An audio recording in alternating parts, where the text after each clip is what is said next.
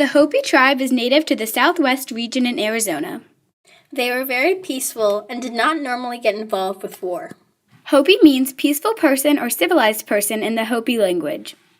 The Hopi language is very complex and very difficult. It comes from the Aztec language, and it is not related to other Southwest Native American languages.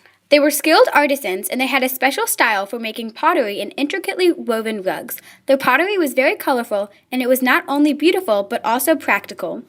Usually the women were in charge of the family, while the men were in charge of politics, agriculture, and war. However, both genders took part in storytelling, music, artwork, and traditional medicine. The Hopi people believe that when you die, your spirit goes to the afterlife. Pauamuia in February is a planting festival where beans are planted in kivas. A kiva is an underground chamber for religious activities. Records say a day hardly ever passed without some ritual activities taking place somewhere in each village. Kachinas are rain givers. Kachina dances are happy and during public events. There are choreographed dance routines and clown performances. They believed that sickness was brought on by contact with dangerous forces or bad or negative thoughts.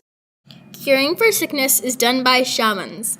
They diagnose and heal the alignment or by members of ceremonial societies that control the cures for certain diseases. Farming and agriculture were very important to Hopi life, and they were very skilled farmers. They grew over 20 different varieties of corn, and they also planted beans, squash, cotton, and tobacco. They also raised turkeys for meat. The Hopi men hunted deer, antelope, and other small game, while the Hopi women gathered nuts, fruits, and herbs. Popular Hopi meals included hominy, baked beans, soup, and different types of cornbread.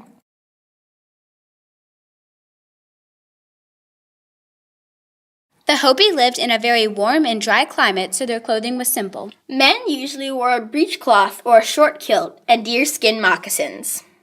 They typically wore their hair in a bun called a home soma with a cloth headband tied around their forehead. Women wore mantas, which are light dresses that left one shoulder exposed and came down to their knees. They also wore moccasins, and on special occasions they decorated them. They also wore deerskin leggings around their shins for special occasions. Unmarried women wore their hair in two elaborate butterfly whorl-like buns, while married women wore their hair in long pigtails.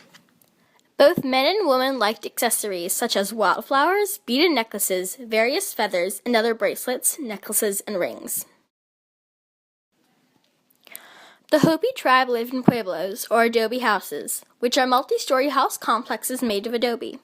Adobe is clay and straw baked into bricks.